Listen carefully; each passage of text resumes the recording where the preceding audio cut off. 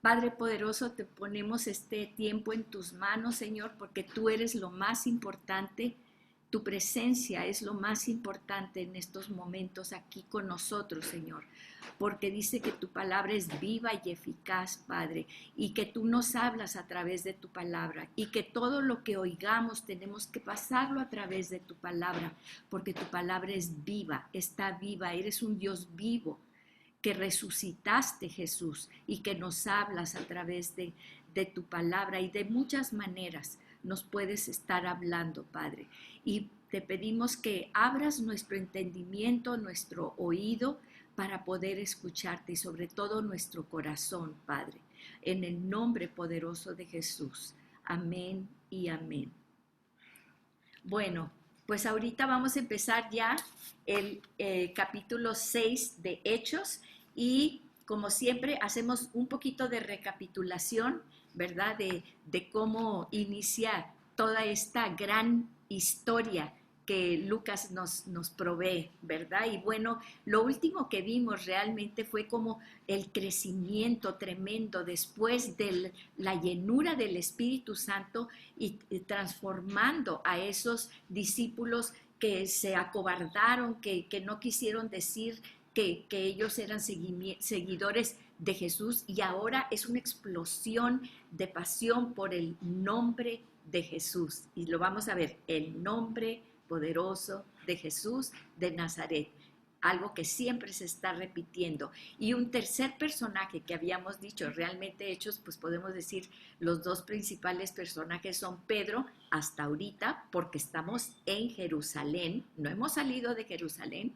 ¿sí? Y posteriormente vamos a ver a Pablo, pero hay un tercer personaje, y vamos a entrar también de lleno, vamos a ir conociendo este personaje, este tercer personaje importantísimo desde principio hasta fin de Hechos, ¿sí? Y vamos a ver que se hace muy manifiesto este personaje también en la última escena con la que terminamos el capítulo 5. Es una escena impresionante. Todos estaban felices, todos venían y no había necesidades, compartían todas todo lo que ellos tenían, sus bienes, y no había necesidad, no había pobres, porque todos se volcaban en amor hacia los demás, los que tenían necesidad, ¿sí? Sin embargo, hay un prietito en el arroz muy importante, y es cuando se acuerdan que Ananías y Zafira van y venden también su propiedad, pero se quedan con cierta parte, y entonces van y ponen el dinero a los apóstoles. Mira, Dios no necesita tu dinero. Quiero que entendamos eso. La lección aquí no es de que es que no pusieron todo el dinero a los pies de los apóstoles. Dios es el dueño del oro y de la plata, y Dios no necesita tu dinero, necesita tu corazón. Y eso fue exactamente lo que sucedió, porque Pedro, lleno del Espíritu Santo y de la revelación del Espíritu Santo, ¿cómo iba a saber él? A ver, pásame la factura. No le dijo, pásame la factura de lo que vendiste, ¿verdad? Sin embargo, por revelación del Espíritu Santo, el corazón de Zafira, de Ananías y Zafira, le fue revelado al apóstol Pedro, ¿sí? Esa fue la cuestión, es el corazón de ellos le fue revelado, no las cantidades, porque el apóstol Pedro le dice, pues sí, era tuyo, no tenías que vender ese terreno. Aun cuando cobraste ese dinero, el dinero era tuyo. Nadie te estaba diciendo que vinieras a depositarlo, era tuyo. Dios te lo dio y era tuyo. Entonces, no era cuestión de dinero, era cuestión del corazón. Y el Espíritu Santo le revela al apóstol Pedro el corazón de Zafira y Ananías. Y bueno, ya sabemos el desenlace, ¿verdad? El Espíritu Santo se retira de ellos, porque eso es lo que dice Pedro, ¿sí? Le mentiste no a mí, al Espíritu. ¿Por qué trataste de mentirle al Espíritu? ¿Y qué hace el Espíritu? Se retira, y el Espíritu es el aliento de vida para nosotros, ¿sí? Entonces, esa es una gran, gran lección, y que debemos de estar siempre ciertos en eso, de ver el corazón, lo que hay detrás de cada lección que el Señor nos pone en su palabra, ¿sí? necesitamos ver su corazón. Te repito, Él no necesita tu dinero. Él es el dueño del oro y de la plata. Lo que quiere es tu corazón, un corazón puro, ¿sí? Por eso Dios dice, Dios ama al dador alegre. Muy bien, entonces vamos a ver en dónde vemos también esto, ¿verdad? Pues lo vemos en Mateo 6:2, dice, y palabras de Jesús, dice, cuando pues des limosna, no hagas tocar trompeta delante de ti como hacen los hipócritas en las sinagogas y en las calles para ser alabados por los hombres. De cierto os digo que ya tienen su recompensa. ¿Y qué es lo que está diciendo Dios? Si tú piensas que cuando tú das, ¿verdad? Para que la gente te vea, esa va a ser tu recompensa. No esperes recompensa de mí, porque tú estás haciendo con el propósito de que la gente te reconozca. Así que pues ahí está tu recompensa y esa misma gente muchas veces después te va a criticar. ¿Sí me explico? Sin embargo, Dios quiere tu corazón. Muy bien. Entonces vamos a Hechos 6.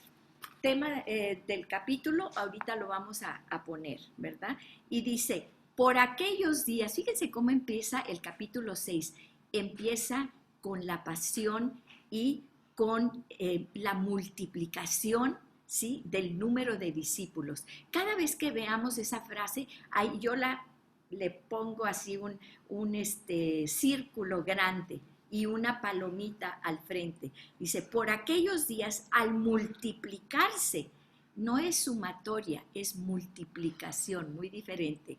Multiplicarse el número de los discípulos, surgió una queja de parte de los judíos helenistas en contra de los judíos nativos, porque sus viudas eran desatendidas en la distribución diaria de los alimentos. Ahora, ¿por qué menciona las viudas? ¿Sí? Menciona las viudas porque esto era un mandamiento que venía desde Deuteronomio, desde cuando Dios les da a los israelitas las reglas. Si nosotros vemos desde el principio de la Biblia, desde las primeras cosas que Dios establece, ¿verdad? Para los israelitas es cuidar a las viudas y a los huérfanos, a los extranjeros y a los desprotegidos. Y vemos muchas que son leyes realmente, ¿sí? Por ejemplo, en Deuteronomio 26, 12 y 13, vamos a ir a Deuteronomio, Génesis, Éxodo, Levítico, Números y Deuteronomio, ¿sí? Es cuando son dadas también leyes. Deuteronomio 26 dice 12 y 13, fíjense, y les digo esto porque a través de la palabra hay muchísimos ejemplos donde Dios siempre está insistiendo que tengamos compasión y que es nuestra responsabilidad cuidar de la mujer sola y de los niños, ¿sí? Porque es nuestra próxima generación. Entonces vamos a leer este pasaje, 12 y 13, fíjense lo que dice, cuando acabes de diezmar todo el diezmo de tus frutos en el año tercero, está hablando cuando daban el 10% de los frutos, ¿verdad?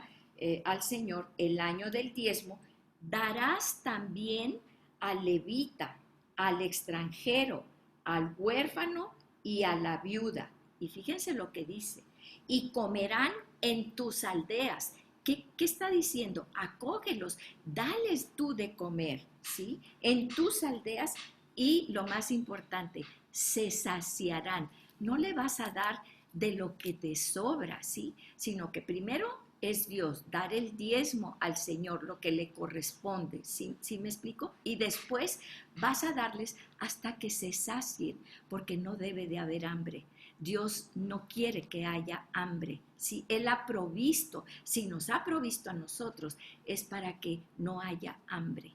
Entonces, desde Deuteronomio y así durante muchos pasajes de la Biblia, viene el amor y el cuidado, responsabilidad de la iglesia de cuidar de las viudas, del extranjero, de los huérfanos, de la mujer sola, ¿sí?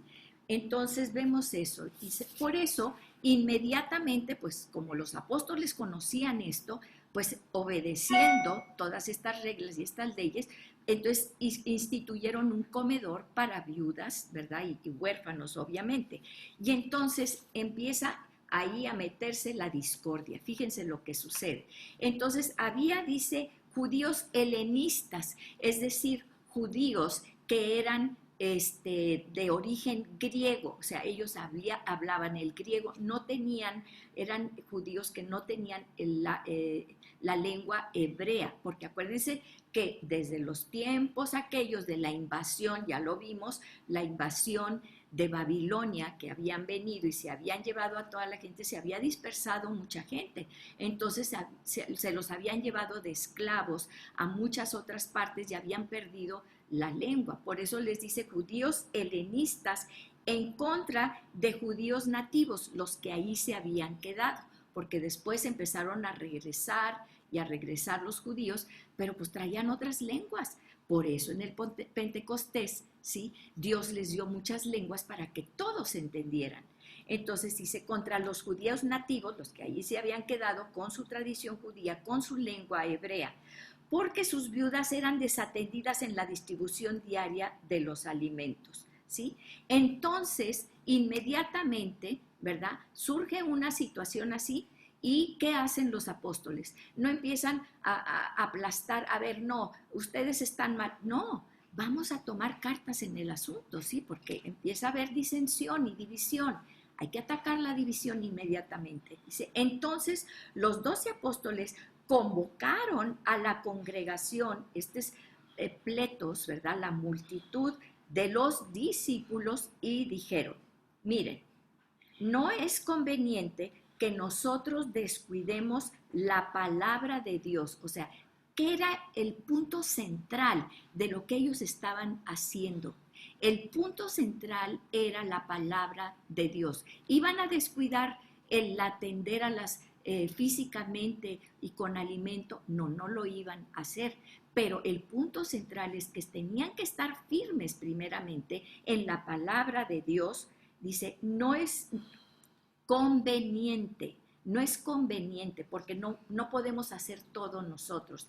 Entonces aquí viene la distribución de lo que tienen que hacer. Dice, no, que descuidemos la palabra de Dios para servir las mesas, ¿sí? ¿Y por qué era esto importante? Recuerden que en ese entonces no había Nuevo Testamento. Ellos tenían que estar en la palabra. ¿Por qué en la palabra? Está hablando del Antiguo Testamento que estaba profetizando sobre Jesús. Ellos eran los testigos oculares. Ellos necesitaban estar dando testimonio de lo que ellos habían visto y oído, ¿sí? Esa primera generación era muy importante, que después se traduce en el Nuevo Testamento ya escrito, pero en ese entonces ellos tenían que seguir hablando de lo que habían visto y oído, porque eran discípulos, eran el testimonio de ellos, ¿sí? Entonces, no es que fuera menor esta situación, ¿sí? Dice, descuidemos. Y vamos a ver por qué ellos consideraban esto muy importante, el obedecer a Dios en cuanto a las viudas. Dice, por tanto, hermanos, la palabra es adelfos, o sea, es una congregación de hermanos, hay un vínculo entre ellos. Puede ser sanguíneo o puede no ser sanguíneo, como aquí era un vínculo espiritual, ¿sí? Entonces, fíjense, le llaman discípulos, le llaman siervos, le llaman adelfos o hermanos.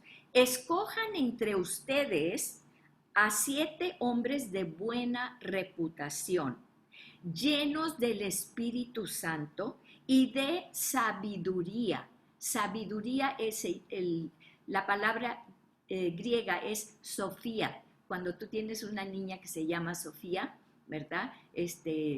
Ya sabemos, declara sobre eso Mirtala, porque Sofía quiere decir sabiduría y es sabiduría de Dios. Así que Sofi quiere decir sabiduría en el nombre poderoso de Jesús. Y vamos a ver, llenos del Espíritu Santo y de sabiduría, a quienes podamos encargar esta tarea, ¿sí? Entonces, lo consideraban como algo, pues así como que, ay, pónganse a otros a servir mesas. No le dijeron, a ver, hagan un comité de damas aquí y que ellas, No, eran hombres, hombres ministradores, porque mientras alimentaban a esas viudas, ¿qué era lo que esas viudas necesitaban ver? Necesitaban ver que el hombre las protegía, ese prototipo de Dios, de la paternidad de Dios. Por eso escogieron hombres, 7 hombres, hombres pero llenos del Espíritu Santo, llenos de sabiduría, porque mientras ellos servían las mesas, fíjense cómo empiezan esos grandes hombres sirviendo mesas, ministrando a viudas y a huérfanos, ¿sí? Dice, a quienes podamos encargar esta tarea, ¿sí? Y nosotros nos entregaremos a la oración y al ministerio o al servicio de la palabra. Unos iban al servicio de las viudas y los huérfanos, otros iban al servicio de la palabra.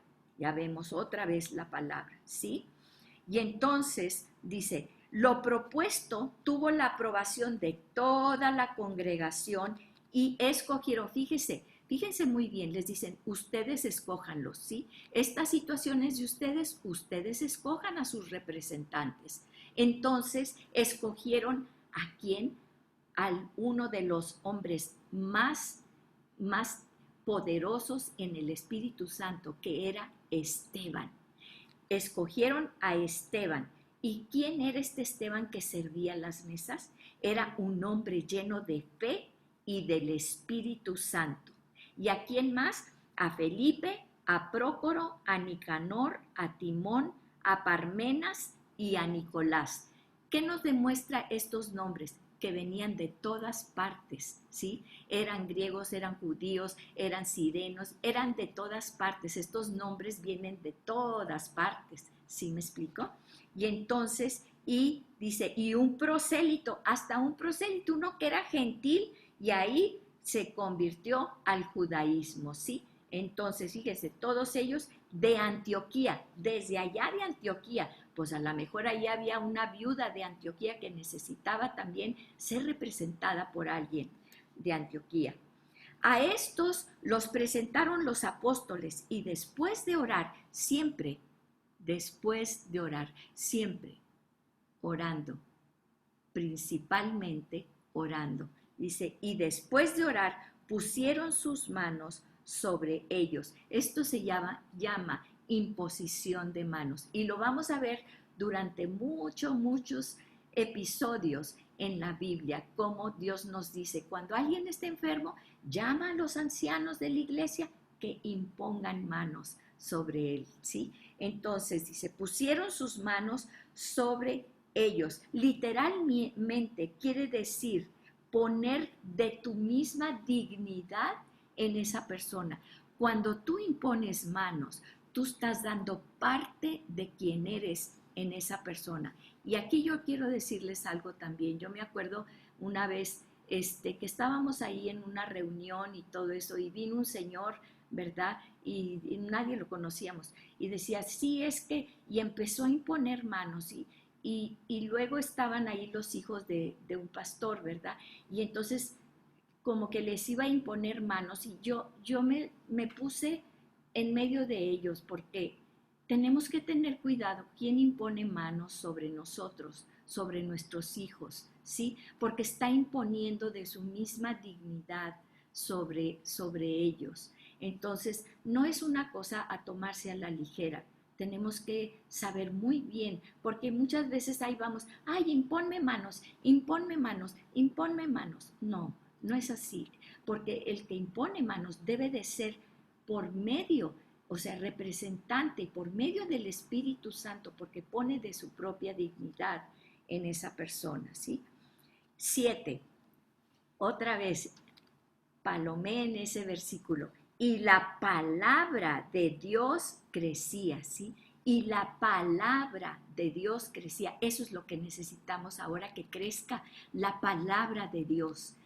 Dice, y el número, o sea, como crecía la palabra de Dios, el número de los discípulos se multiplicaba. ¿Con qué vamos a multiplicar? Con la palabra de Dios. Eso es lo que estamos haciendo ahorita. Porque esta palabra es para que tú la tomes y la multipliques. No te puedes quedar con ella. es para multiplicación. Dice, en gran manera, ¿en dónde? En Jerusalén. Acuérdense que no hemos salido de Jerusalén, ¿sí? Y muchos de los sacerdotes, fíjense, estamos hablando de sacerdotes judíos, ¿sí? Los mismos que se habían dividido y que habían dicho, crucifica a Jesús, y que habían condenado a Jesús, esos mismos sacerdotes ahora estaban creyendo y obedecían, palabra clave, circúlala, obedecían a la fe. El 8, Esteban, lleno de gracia y de poder, hacía grandes prodigios y señales entre el pueblo, ¿sí? ¿Y ustedes creen que el enemigo estaba contento? Claro que no. Pero, ahí viene el pero algunos de la sinagoga llamada de los libertos, ¿qué eran las sinagogas? Estaba el templo de Jerusalén, el gran templo de Jerusalén. Vamos a hablar ahorita un poquito y vamos a hacer aquí templo de Jerusalén. Compartir pantalla. Ok. Templo de Jerusalén.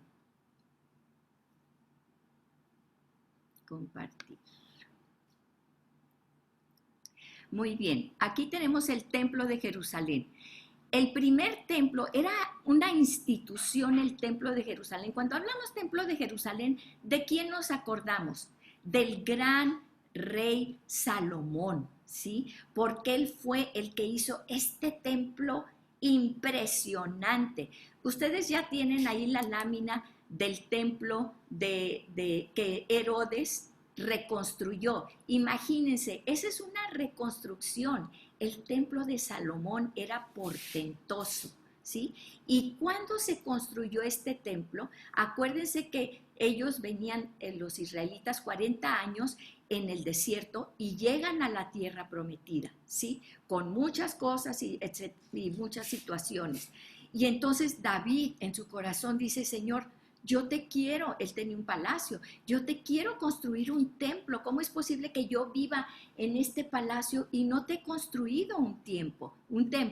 Y entonces Dios le dice a David, tú no me construirás porque tienes tus manos llenas de sangre por situaciones. Y entonces dice, pero Salomón me construirá el templo. Entonces Salomón era hijo, ustedes saben, de David, y David le junta todas esas maderas preciosas y piedras preciosas y todo para que Salomón pueda construirle el gran templo.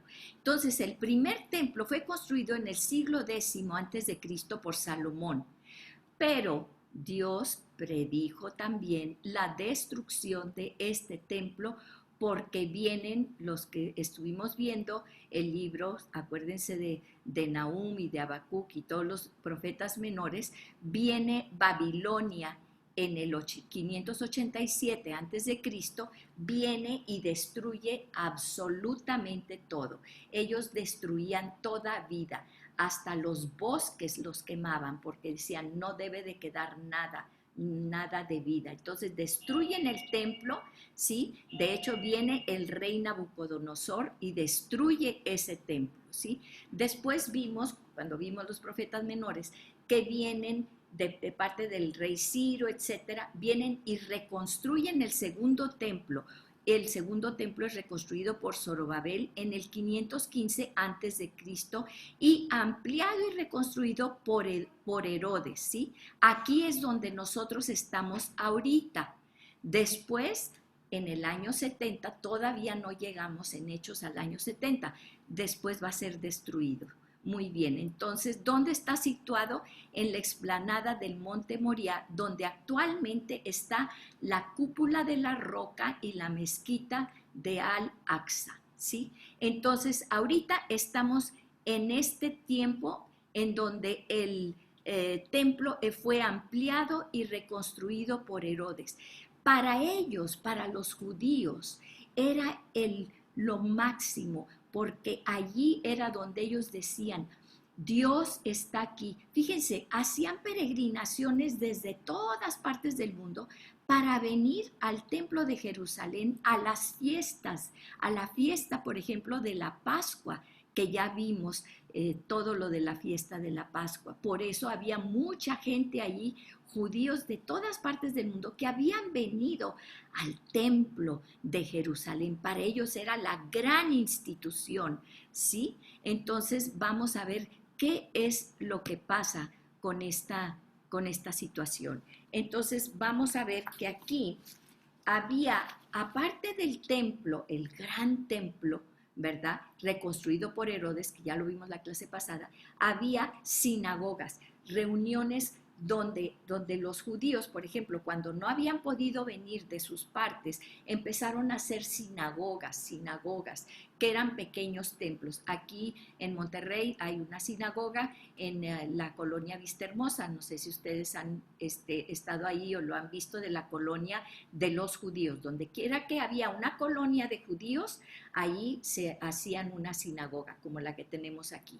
Entonces, fíjense, había una sinagoga de los esclavos libertos. Entonces ellos empezaron a meter ahí una situación. Y dice en el 9, pero algunos de la sinagoga llamada de los libertos, o sea, esclavos libertados, incluyendo tanto, y aquí vemos como venían de todas partes, ya lo vimos acá, ¿verdad? De todas partes, lo que era alrededor del Mediterráneo, dice sireneos como alejandrinos. ¿De dónde? Pues de Alejandría. Alejandro Magno había nombrado la capital, ¿verdad?, del imperio griego, pues Alejandría como él.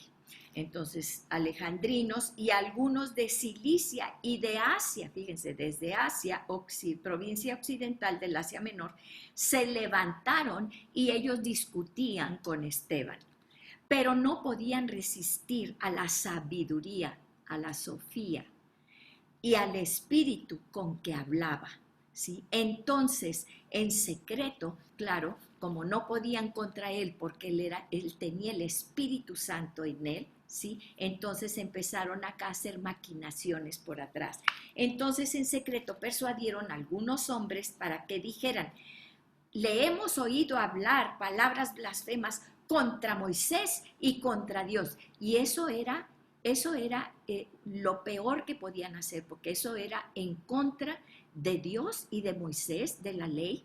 Entonces, eso era una acusación grave que tenían que llevarlos ante el concilio de los judíos, ¿sí? Y les voy a poner ahorita otra vez la cuestión de los judíos, porque yo no sabía cómo ponerla para que quedara dentro del video.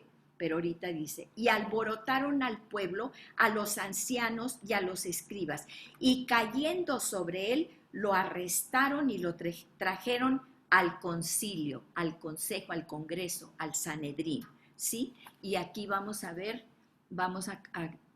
aquí otra vez esto para poder ponerlo. Vamos a ver.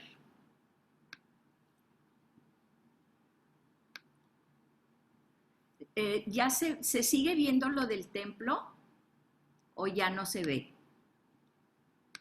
No, ya no se ve lo del templo. Ah, perfecto, muy bien. Entonces, vamos bien. Estoy aquí haciendo mis pininos.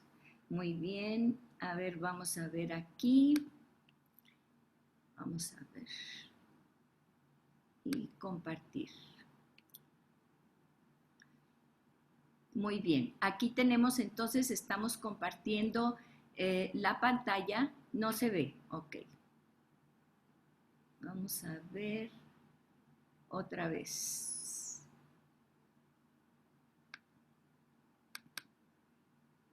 O sea, se ve tu pantalla, Amelia, pero no se ve. Ahí ya se ve. Ya se ve, ok. Sí. Entonces tenemos aquí esto del Imperio Romano, ¿sí? Entonces en el Imperio Romano, como les decía la vez pasada, espero que ya quede grabada en la grabación, el Imperio Romano estaba sobre, obviamente ellos estaban bajo el Imperio Romano, ¿sí? Entonces el Imperio Romano tenía sus autoridades, César, título imperial, que era prácticamente el Dios para ellos, ¿verdad? Por eso, cuando muchas veces dicen, o sea, por eso cuando a Jesús le preguntan, bueno, es lícito dar el tributo al César, ¿se acuerdan? Porque pues Dios es Dios. ¿Y qué dice Jesús? Dad al César lo que es del César, pues el dinero, la cuestión, ¿verdad? Pero dad a Dios lo que es de Dios. Ok, entonces César, título imperial, Augusto, Tiberio, los nombres de los famosos emperadores romanos. Debajo estaba el Senado romano, que era el que tenía las leyes y todo eso. Y cuando un César no les gustaba, pues lo apuñaleaban ahí y luego se hacían otro César. Y así era como siempre, eran, pues lo vemos en la actualidad también, ¿sí? Y luego reyes sobre las provincias, el rey Herodes, gobernadores, Félix o Festo. Debajo de ellos estaba lo que es las autoridades judías. Tenían el sumo sacerdote, que era la máxima autoridad, y estaba el concilio Sanedrín, que era la corte o el senado, ¿sí? Y de ahí había sacerdotes, la guardia del templo, ancianos y escribas, y había básicamente lo que decíamos, fariseos, saduceos y celotes. Muy bien, entonces ellos eran, cuando alguien hablaba en contra del templo o en contra de la ley, inmediatamente lo traían aquí a la corte, porque era algo muy penado bajo las leyes judías, ¿sí? Entonces, vamos a ver aquí lo que pasa con esta sinagoga. Muy bien, entonces vemos que dice, los arrestaron, ¿sí? Y los trajeron al concilio o Sanedrín. Vamos en el 6:13. Estaban ante la corte, presentaron testigos falsos, lo mismo que actualmente y por siempre ha pasado, y que dijeron, este hombre continuamente habla en contra de este lugar santo y de la ley. Dice, porque le hemos oído decir que este Nazareno Jesús destruirá este lugar y cambiará las tradiciones que Moisés nos dejó. Fíjense lo que estaban diciendo. Todas estas cosas. Ahora, ¿de dónde sacaban eso? De que habían dicho que iban a destruir el templo, que Jesús había dicho que iba a destruir el templo. Acuérdense lo que Jesús había dicho y que era una profecía que él había dicho de él mismo. Dice, destruiré el templo, pero yo lo reconstruiré en 3 días. ¿De qué estaba hablando Jesús? No estaba hablando de ese templo, estaba hablando de nuestro templo. Somos templo del Espíritu Santo y él estaba hablando de él, de que él iba a resucitar en 3 días. Pero como siempre, y mucho cuidado con esto, porque se tergiversa todo. Pescaron algo que dijo Jesús y lo torcieron, y eso es lo que está sucediendo ahorita. ¿Cuánto fake news? ¿Cuántas cosas que dice alguien una cosa y lo tergiversan, lo manipulan, ¿sí? En contra de la verdad, de la verdad que Jesús estaba diciendo. Dice, y porque le hemos oído decir que este Nazareno Jesús destruirá este lugar y cambiará las tradiciones que Moisés nos dejó. Y al fijar la mirada, esto es algo hermoso, al fijar la mirada en él, todos los que estaban sentados en esta corte, todos estos, el sumo sacerdote, todos los sacerdotes, al verlos en el concilio, vieron su rostro como el rostro de un ángel. ¿Y ustedes creen que esto los conmovió? ¿Ustedes creen que ellos dijeron verdaderamente, este es un hombre de Dios? Claro que no. ¿Qué tuvieron? Tuvieron celos, ¿sí? Y entonces el sumo sacerdote, el máxima autoridad de su iglesia, dice, ¿es esto así? ¿Es qué? ¿Qué le estaba preguntando a Esteban? Que se había blasfemado contra el templo y contra Moisés. ¿Y cuál es la respuesta de Esteban? Fíjense la respuesta de Esteban. Él se para enfrente y ve una oportunidad para proclamar la verdad de quién es Jesucristo. Y empieza, acuérdense que estaba ante judíos que conocían perfectamente bien la Torá, el Antiguo Testamento, con cada una de las profecías que hablaban de Jesús. Entonces él empieza y dice, Esteban respondió, escúchenme. ¿Qué le había dicho el apóstol Pedro y Juan al cojo para que se levantara? Mírame, ¿sí? Mírame. Y obedece, levántate y le da el jalón. Muy bien, entonces aquí les dice, escúchenme, hermanos y padres. El Dios de gloria apareció a nuestro padre Abraham. Y aquí les está diciendo, yo sé quién es nuestro Dios. Nuestro Dios, y se apareció a nuestro padre Abraham cuando estaba en Mesopotamia. Mesopotamia ya sabemos que era Ur de los Caldeos, allá muy lejos de la tierra prometida. Mesopotamia entre el Tigris y el Éufrates. Meso, la mitad, ¿sí? Entre el Tigris y el Éufrates. Ahí está Ur de los Caldeos, allá por Irán, ¿sí? Entonces le dice, desde allá lo llamó Dios a que viniera a la tierra prometida, que es Israel actualmente, ¿sí? Y fíjense, dice, y antes que habitara en Harán, fue una escala que hizo allí antes de llegar a la tierra prometida, y le dijo, sal de tu tierra y de tu parentela, aquí dice de tu familia, y ve a la tierra que yo te mostraré, ¿sí? Y Dios le dijo a Abraham que dejara todo y que saliera, ni siquiera le dijo a dónde iba, pero Abraham obedeció. La fe obedece. Entonces obedeció Abraham a Dios sin saber nada, porque Dios se le manifiesta. Él estaba en Ur de los Caldeos, que eran paganos, ellos tenían muchos dioses y ellos tenían muchas estatuas y todas las estatuas y todos los dioses y el sol y la luna y todo eso, ¿sí? Pero él escucha la voz de Dios y obedece la voz de Dios. Dice, después de la muerte de su padre, Dios lo trasladó a esta tierra en la cual ahora ustedes habitan. O sea, Dios lo saca de Ur de los Caldeos y lo lleva allí a Israel, a la tierra de Israel.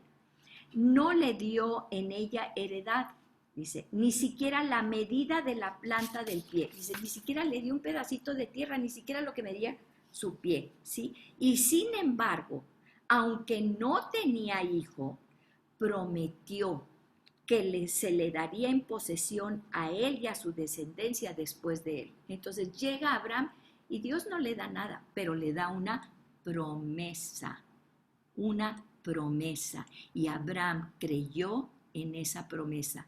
Él era grande, ya lo vimos, tenía prácticamente 100 años, no tenía hijos, Sara era estéril ya, imagínense si no había tenido hijos en la juventud Sara, pues ahora que tenía 80 años, pues menos, ¿verdad? Pero le creyó a Abraham. Dice, y Dios dijo así, que sus descendientes, le está hablando a Abraham, serían extranjeros en la tierra extraña y que serían esclavizados y maltratados por 400 años. Esta profecía, estamos hablando de Egipto, fíjense, estamos hablando del Pentateuco, del principio, ahorita estamos acá en Hechos, ¿sí? Y entonces le dice, desde siempre ya estaba la profecía y Dios le dice a Abraham, vas a ir y van a ser esclavos 400 años, ¿sí? Y entonces le dice, pero yo mismo los juzgaré a cualquier nación de la cual sean esclavos, dijo Dios, y después de eso saldrán y me servirán, adorarán en este lugar. Y vemos que se cumplió. 400 años estuvieron allá ellos esclavos en Egipto y luego regresan a Israel. Dios le dio el pacto de la circuncisión y así Abraham vino a ser el padre de Isaac y lo circuncidó al 8º día. E Isaac vino a ser el padre de Jacob y Jacob de los 12 patriarcas. Entonces tenemos a Abraham, a su hijo Isaac, que lo tiene a los 120 años, ¿sí? 120 años, cuando ya tenía toda la esperanza perdida, pero le creyó a Dios. Y Abraham engendra a Isaac de Sara, ¿sí? Y luego Isaac tiene su hijo que es Jacob. Y de Jacob, que Dios le cambia el nombre a Israel, vienen las 12 tribus de Israel, ¿sí? Entonces tú le preguntas a un judío, un verdadero judío, ¿tú de quién desciendes? Él te va a decir exactamente, desde aquel Jacob, ¿sí? Que tuvo sus 12 hijos, él te va a decir de qué tribu viene. Yo soy de la tribu de Leví. Muchos te dicen, ¿verdad? Y les ponen nombres, ese tipo de nombres a los judíos. Siempre van a saber de qué tribu vienen. Dice, y Jacob de los 12 patriarcas. Y luego, de esos 12 hijos que tiene Jacob, fíjense lo que empieza a decir Esteban, ¿sí? Hay un hijo que se llama José, si ustedes se acuerdan, José el soñador, y que sus hermanos le tienen envidia. ¿Qué les estaba diciendo Esteban? ¿Por qué me tienen aquí, verdad? Les voy a dar ejemplos a través de toda la historia de lo que ha sucedido con ustedes, con el pueblo que ha tenido envidia y rechazo a lo que Dios ha mandado. Y dice, pero Dios, dice, los patriarcas tuvieron envidia de José y lo vendieron para Egipto, pero Dios estaba con él y no permitió que muriera. Y nada más permitió que muriera, lo levantó y lo exaltó, ¿sí? Y lo rescató de todas sus aflicciones, le dio gracia y sabiduría delante de Faraón, rey de Egipto, y éste lo puso por gobernador sobre Egipto y sobre toda su casa, ¿sí? Entonces ya José está acá en Egipto y entonces José prospera, Dios lo prospera y es el segundo del Faraón. Y entonces vino hambre sobre todo Egipto y Canaán, y con ella gran aflicción, y nuestros antepasados no encontraban alimento, se iban a morir de hambre. Pero cuando Jacob supo que había grano en Egipto, los envió para allá la primera vez. Y en la segunda visita, y adivinan a quién le fueron a pedir el grano los hermanos de José, pues a su hermano José que habían vendido, que no lo mataron nada más por la gracia de Dios, ¿sí? Y entonces querían matarlo y dijeron, mira, mejor le sacamos dinerito, ahí viene una caravana que va a Egipto con esclavos. En lugar de matarlo, le sacamos un dinerito y lo vendemos y que se vaya a Egipto.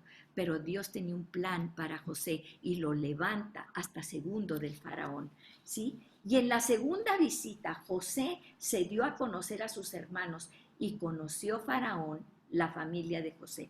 ¿Por qué? Porque José envía un mensaje, manda llamar a Jacob, su padre, y a toda la familia, pero en total eran 75 personas. Fíjense bien, 75 personas. Pero Dios les había prometido que aunque iban a estar en esclavitud, aunque iban a estar en otro lugar, Dios los iba a prosperar. Y díganme si no si no los prosperó, porque Jacob se va a Egipto con José, ¿verdad? O sea, José estaba en Egipto con toda su parentela, 72 gentes, ¿sí? Y allí fueron trasladados a Siquem, ¿sí? Y pues, perdón, bueno, descendió, dice, y allí murió él y también nuestros padres. De allí fueron trasladados a Siquem y puestos en el sepulcro que por una suma de dinero había comprado Abraham a los hijos de Amor en Siquem. Pero a medida que se acercaba el tiempo de la promesa que Dios había confirmado a Abraham, ¿qué hacía el pueblo? El pueblo de ser 72 se empezó a multiplicar. ¿Por qué? Porque cuando llegan allá, José, como era poderoso, el segundo del faraón, les da las planicies de Gosén, unas planicies hermosas, los pueden buscar, ¿verdad? Y allí empezaron a prosperar y a tener mucho ganado y ovejas y tener todo lo que necesitaban y empezaron a multiplicarse. Porque eso es lo que Dios hace cuando está contigo, ¿sí? Y estaban en tierra extranjera, pero Dios estaba con ellos y los multiplicó. Pero después empieza la envidia, ¿sí? ¿Y qué pasa? Dice, pero a medida hasta que surgió en el 18 otro rey en Egipto que no sabía nada de José. José se muere, ese faraón se muere, ¿verdad? Y viene otro faraón y entonces empieza a ver, mi gran reino, ay, qué bien, estas pirámides, qué bonito. ¿Y qué son esas gentes que no se mezclan con nosotros, que están allá apartados? Es que son los judíos. ¿Y esos quiénes son? Pues ten cuidado, porque llegaron 72 y mira ahorita cómo están. Y entonces, ¿qué entra en el corazón del faraón? Dice, este rey, obrando con astucia contra nuestro pueblo, maltrató a nuestros padres a fin de que expusieran a la muerte a sus niños para que no vivieran. ¿Qué está pasando ahorita? Ni siquiera lo podemos mencionar, ¿sí? Pero esa era la estrategia de ese faraón, mandar matar a todos los niños. Y es cuando Moisés, vemos cómo Moisés Dios lo protege y lo toma, ¿sí? Y para que no lo maten. Y todos conocemos la historia de Moisés, ¿verdad? Por eso las cunitas donde ponemos a los bebés recién nacidos se llaman Moisés, ¿verdad? Porque son así como canastitas. Lo ponen en una canasta, lo adopta la hija del faraón y crece por 40 años instruido como el hijo de la hija del faraón, ¿sí? Como el nieto del faraón en palacio. Dice, fue por ese tiempo que Moisés nació, aquí era lo que estábamos diciendo, era hermoso a la vista de Dios y fue criado por 3 meses en la casa de su padre. Después de ser abandonado para morir, lo pusieron en la canastilla y dijeron, pues van a venir a matarlo por orden del faraón. La hija del faraón se lo llevó y lo crió como su propio hijo. Moisés fue instruido en toda la sabiduría de los egipcios y era un hombre poderoso en palabras y en hechos. Pero cuando iba a cumplir la edad de 40 años, sintió en su corazón el deseo de visitar a sus hermanos los israelitas. Ellos ya habían sido, los tenían como esclavos allá construyendo las pirámides, haciendo todo eso. Por eso los israelitas son muy sabios en toda la cuestión de construcción y de todo, porque eran ellos los que estaban haciendo toda esa obra, ¿sí? Dice, visitar a sus hermanos los israelitas, ¿sí? Entonces, él que vivía en el palacio, acá protegido, va allá a donde están los esclavos, donde los están flagelando, donde están haciendo todo ese trabajo. Y al ver que uno de ellos era tratado injustamente, lo defendió y vengó al oprimido, matando al egipcio. O sea, defiende a su hermano judío esclavo y entonces de un egipcio que lo estaba pues no sabemos qué le estaba haciendo, ¿verdad? Pero entonces se mete, Moisés lo defiende, ¿sí? Y mata al egipcio. Pensaba que sus hermanos, y aquí viene lo que Esteban les estaba diciendo o tratando de decir, dice, pensaba que sus hermanos entendían que Dios les estaba dando libertad, salvación por medio de él, pero ellos no entendieron. Imagínense, en lugar de decir, Moisés, gracias porque viniste y me liberaste de este egipcio, ¿sí? Que me estaba maltratando. Fíjense lo que sucede. Al día siguiente se les presentó. ¿Y qué pensó Moisés que iban a decir? Gracias, Moisés. No, ¿sí? Ellos pensaron, dijo, Moisés, tengo que liberar a mi pueblo. Esto no lo dice la Biblia, pero él pensaba que aquí dice, que le iban a agradecer.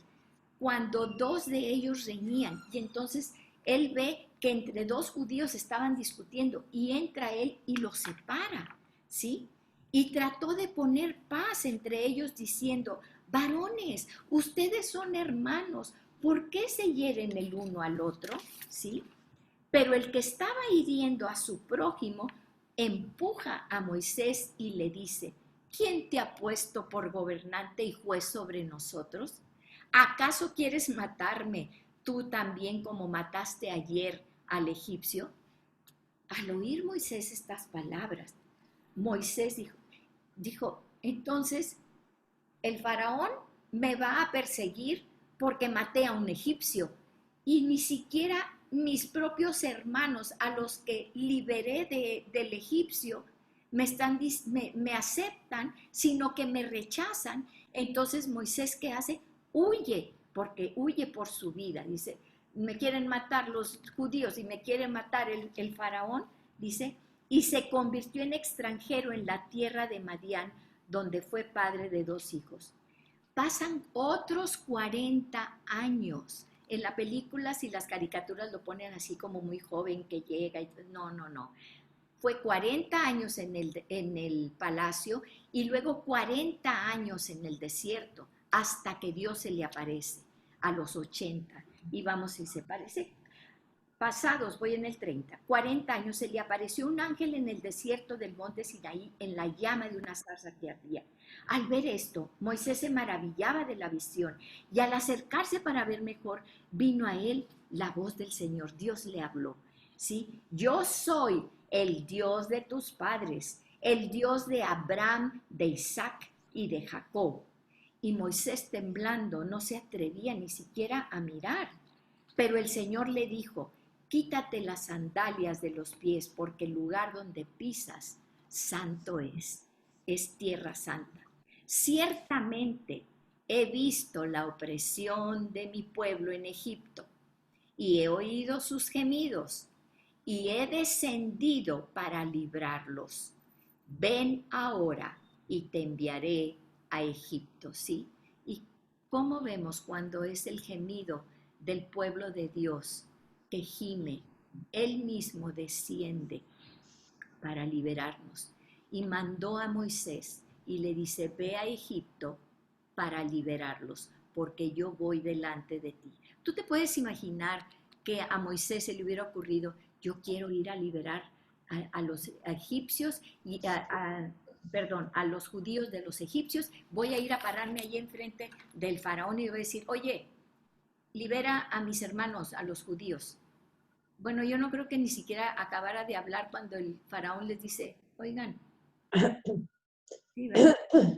Así que ten cuidado, porque cuando vayas con algo, que vaya Dios delante de ti, porque Dios lo había mandado y Dios iba delante de Moisés y el faraón ni siquiera se atrevió a tocarlo, ¿sí? Y entonces dice, este Moisés, a quien ellos rechazaron, fíjense lo que está diciendo Esteban, ¿sí? Ya lo habían rechazado. Este Moisés, a quien ellos rechazaron diciendo, ¿quién te ha puesto por gobernante y juez? Es el mismo que Dios envió para ser gobernante y libertador con la ayuda del ángel que se le apareció en la zarza. ¿Sí? Y muchos dicen que estas apariciones, por ejemplo, que hablan del ángel de Dios, son preapariciones de Jesús, o sea, de que Jesús iba a venir ya en carne y hueso. Y dice, este hombre lo sacó haciendo prodigios y señales y milagros en la tierra de Egipto, en el Mar Rojo. Sabemos que Dios abre el Mar Rojo cuando le dice, métete al Mar Rojo, pon el báculo delante y pasa el Mar Rojo. Y Dios abre el Mar Rojo, ¿sí? Y en el desierto por 40 años. ¿Sí? Por eso Moisés para los judíos fue nuestro libertador, ¿sí? Este es el mismo Moisés que dijo a los israelitas, Dios les levantará en un profeta como yo de entre sus hermanos. Era una profecía de Moisés desde entonces, ¿sí? Hablando de quién, de Jesús. Así como me levantó a mí para liberarlos, pero ahora él hablaba de la cuestión espiritual. Así ahora yo también Dios les va a mandar un profeta como yo de entre sus hermanos. Este es el que estaba en la congregación en el desierto junto con el ángel que le hablaba en el monte Sinaí y con nuestros padres, y el que recibió palabras de vida, oráculos divinos para transmitirles a ustedes. Entonces, ¿qué decía? Era el mismo Dios que estaba dándoles las tablas de la ley a Moisés, al cual nuestros padres no quisieron obedecer, y ahora sí, que se pone con ellos, dice, y les dio las tablas de la ley y ustedes no obedecieron, el pueblo no obedeció los mandamientos de la ley que Dios mismo le dio a Moisés, ¿sí? Rechazaron, desobedecieron a mismo Dios, sino que lo repudiaron y en sus corazones desearon regresar a Egipto. Y sabemos esa escena donde le dicen a Moisés, Moisés, ¿para qué nos traes a este desierto? ¿Sí? Les estaba dando de comer Dios todos los días con el maná. Mejor era como estábamos allá esclavos en Egipto, cuando menos comíamos cebollas, ¿sí? Imagínense. Y se rebelaron en contra de él, diciendo a Aarón, y aquí cuidado con esto, porque dice, se desobedecen tanto que en el 40 le dicen a Aarón, haznos dioses que vayan delante de nosotros, porque a este Moisés que nos sacó de la tierra de Egipto, pues quién sabe qué le haya pasado. Allá se fue arriba al monte Sinaí, allá truena y oímos truenos y relámpagos y todo, y pues se tarda en llegar. Mejor, mira, con todo el oro, y dice la palabra, que cuando habían salido, Dios, un Dios justo, dijo, ustedes van a salir con oro y con plata. Por todos esos años que trabajaron, los egipcios se los van a pagar. Y entonces los egipcios, dice la palabra, que se quitaban sus arcillas y oro y les dieron oro y plata. ¿Y qué hicieron los judíos con ese oro y esa plata? Fíjense, aquí dice, no sabemos qué le haya pasado. Mira, te vamos a dar todo nuestro oro, todo esto, y haznos unas esculturas, unas esfinges, así, algo que veamos, que podamos ahí arrodillarnos ante eso. Y con todo ese oro que Dios había sacado de Egipto y les había entregado en sus manos, dice, en aquellos días, el versículo 41, en aquellos días hicieron un becerro y ofrecieron sacrificio a este ídolo y se regocijaban en las obras de sus manos. Miren, o sea, y eso es lo que Dios siempre nos dice. ¿Cómo crees que de la obra de tus manos yo voy a estar allí? Yo soy el Dios que te doy todo. Soy el Dios del universo, que creó el universo. Y dice, y entonces ellos dicen, mira qué bonito nos quedó este becerro, es de oro puro y de todo esto oro. Y se regocijaban en la obra de sus manos. Pero Dios, al ver eso, se apartó de ellos. ¿Quieres ir allá con tus ídolos y servir a tus ídolos? Y los entregó para que sirvieran al ejército del cielo. Y entonces, ay, la luna, el dios sol, la diosa luna, la madre tierra, el árbol, quién sabe qué. Y sí, entonces a los cuerpos celestiales, como está escrito en el libro de los profetas. Dice, ¿acaso fue a mí a quien ofrecieron víctimas y sacrificios en el desierto por 40 años, les dice Dios, casa de Israel? También llevaban el tabernáculo de Moloc, ¿sí? Y la estrella del dios Renfán, las imágenes que hicieron para adorarlas. Yo también los deportaré más allá de Babilonia, ¿sí? Después de que los saqué de Egipto, de todo eso, ellos traían envueltos, guardados, los ídolos que habían sacado de Egipto, y traían también las tiendas del dios Moloc. Moloc era un dios, lo pueden lo pueden buscar ahí, búsquenlo por favor, para que sepan quién era el dios Moloc. El dios Moloc era un dios que era una esfinge, sí, muy grande, tenía un hueco aquí donde ponían lumbre por dentro, y entonces tenía como una garganta abierta, ¿sí? Y tenía unos brazos así, que tenían unas palancas y hacían esto. Entonces el sacrificio era poner a los bebés, a los primogénitos, a los niños chiquitos, era el sacrificio, y entonces los ponían así y tocaban trompeta. Les voy a pasar una figura de todo eso. Tocaban la trompeta muy fuerte para no oír los gritos y lloros y de las mamás y de los niños, y hacían esto, y entonces caían al fuego los bebés. Ese era el rey, el dios Moloc, ¿sí? Y dice, también llevaban esos sacrificios, y vamos a ver cómo después y lo vimos en los profetas menores, seguían sacrificando a los bebés. Yo me pregunto, ¿cuál es la única especie que mata a sus bebés dentro del vientre de la madre? Dice, y la estrella del dios Renfán, las imágenes que hicieron para adorarlas, yo también los deportaré más allá de Babilonia. 44. Nuestros padres tuvieron el tabernáculo del testimonio en el desierto, tal como le había ordenado que lo hiciera el que habló a Moisés, o sea, Dios, conforme al modelo que había visto, ¿sí? Entonces dice, Dios le dio el esquema. Moisés abre los ojos y lo vemos ahí también en todas las reglas y las cosas que le dice Dios, le dice exactamente cómo debe de construir el tabernáculo y le abre los ojos y él ve exactamente cómo está el tabernáculo y lo hace, ¿sí? Y durante 40 años en el desierto ellos llevan el tabernáculo donde bajaba la columna de humo, que era la presencia misma de Dios, pero traían otros dioses aparte, ¿sí? Daban su honra y gloria a Dios, pero también traían sus otros dioses, como lo dice aquí el Esteban. Dice, fíjense, a su vez, habiéndolo recibido, nuestros padres lo introdujeron con Josué al tomar posesión de las naciones gentiles que Dios arrojó de delante de nuestros padres hasta los días de David. Y David halló gracia delante de Dios y pidió el favor de hallar una morada para el Dios de Jacob. Pero fue Salomón quien le edificó una casa, lo que ya habíamos dicho, ¿verdad? Ellos entran a la tierra prometida, Dios les da la tierra prometida después de los 40 años, entran, tumban los muros de Jericó y llegan a la tierra prometida y entonces tienen el tabernáculo.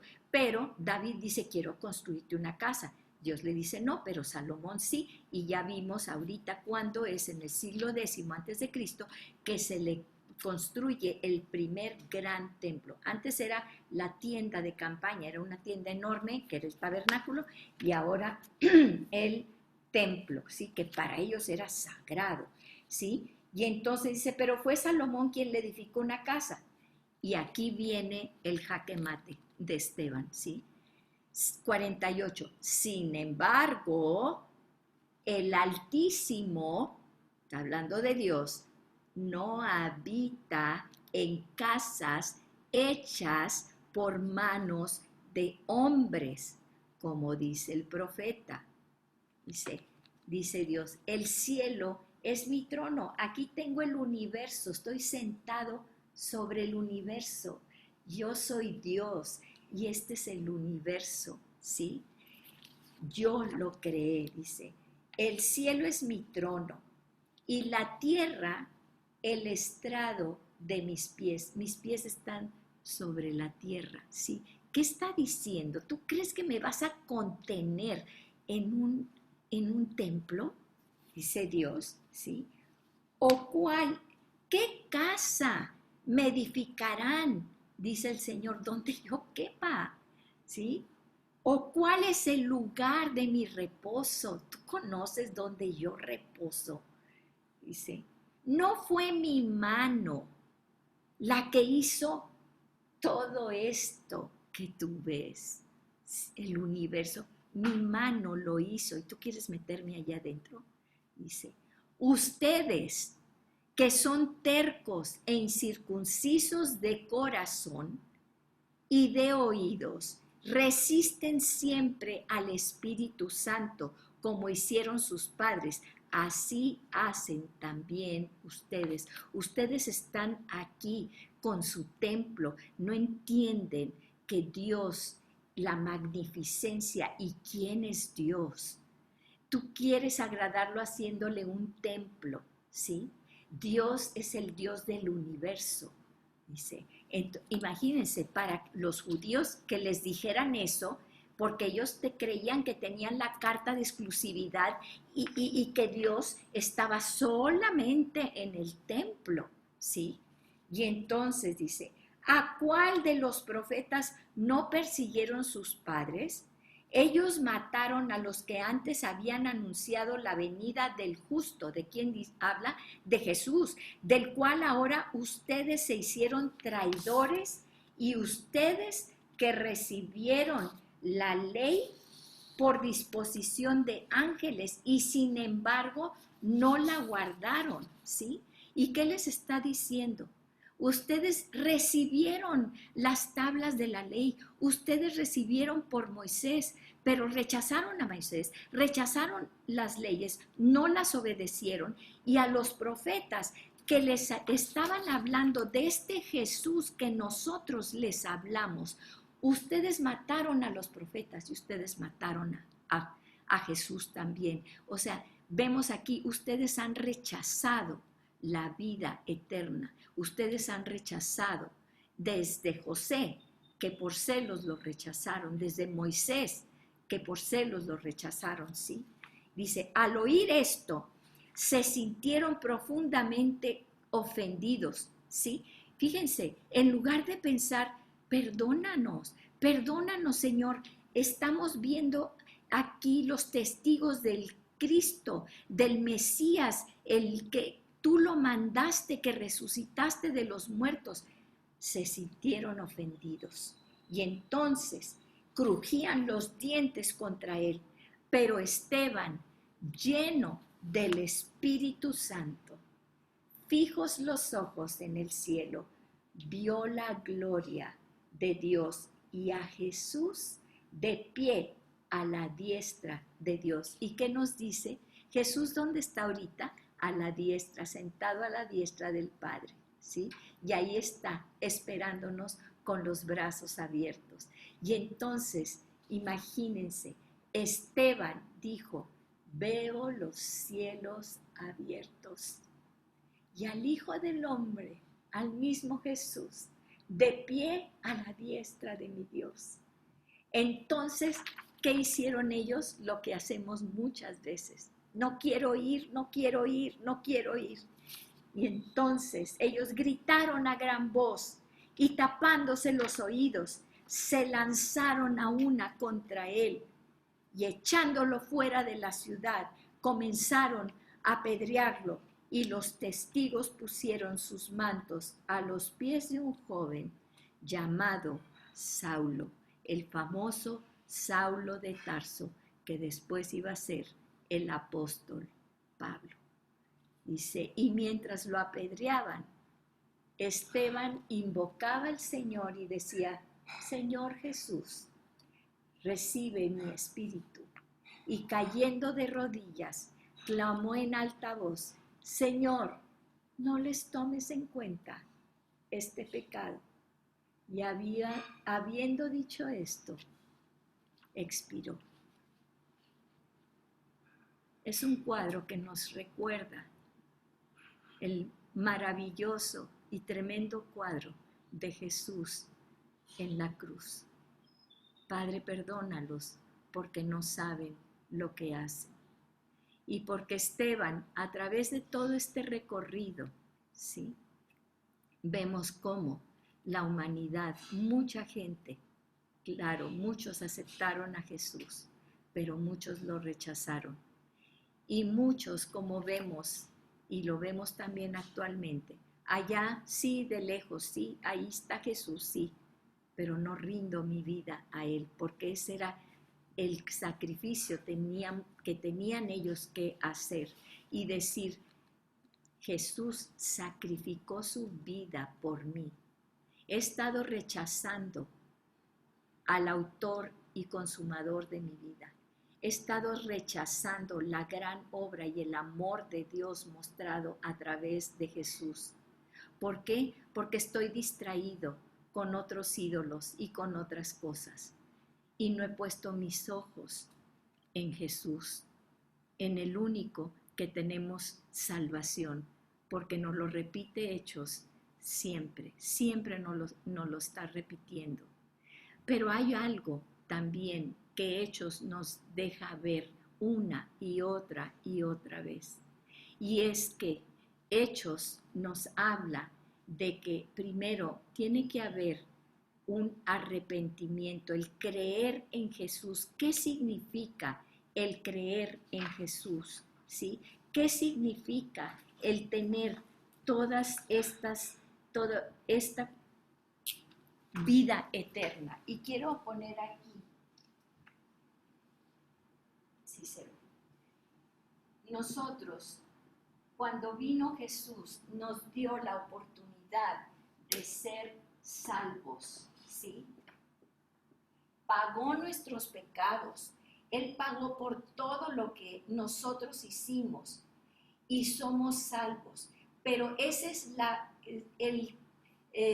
salida, es decir, el pistoletazo de salida de la carrera de nuestra vida. Porque una vez que somos salvos, hay un proceso. Durante todo este tiempo hemos hablado de discípulos, ¿sí? Discípulos, siervos, ¿sí? Estamos hablando de una fe que produce acción. Durante todo este proceso en que nosotros somos salvos, muchas veces decimos, yo ya soy salva, yo ya reconozco a Jesús como mi Salvador, pero ese es el inicio de tu vida. Escúchame esto, Jesús vino a salvarnos de nuestra vida pasada, sí, pero de nuestra vida futura, de nuestros pecados futuros, es lo que vino a salvarnos, porque la gente dice, no, pues mis pecados están perdonados, los de antes y los de después. Sí, nada más que aquí este es un camino de santificación para llegar al cuerpo glorificado, ¿sí? A la glorificación. Por eso el apóstol Pablo dice, es una carrera, es la carrera de mi vida. Y no estamos solos, porque durante todo este tiempo vamos a ver que aquí que vamos de la mano con el poder del Espíritu Santo.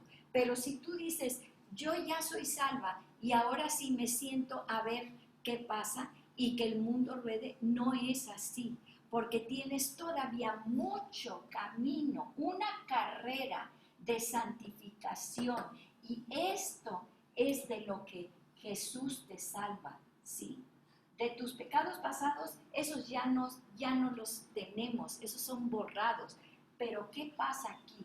Necesitas caminar esta carrera de santificación para llegar a la meta, como dijo el apóstol Pablo, ¿sí?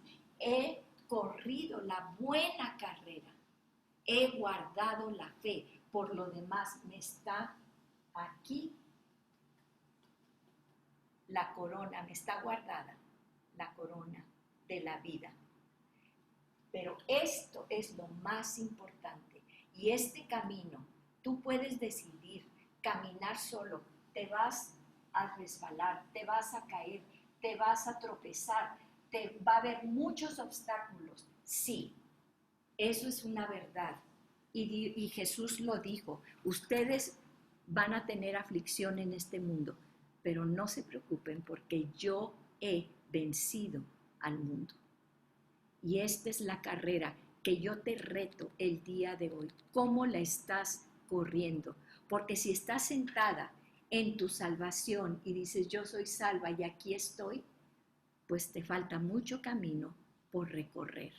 Y es un camino que puedes recorrerla sola, pero muy fácilmente te puedes caer de este camino y te vas a caer, pero lo más importante es que va a haber esa mano poderosa que te va a levantar y te va a sostener y te va a llevar nuevamente al camino.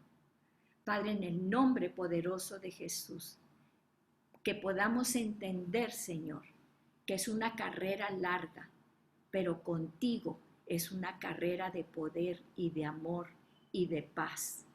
Y tendremos tribulación, pero nada es igual a pasar la tribulación en una barca donde tú estás, Señor, en alta mar, con las olas, con las tormentas, a pasar las olas, Padre. En el nombre poderoso de Jesús. Amén y amén.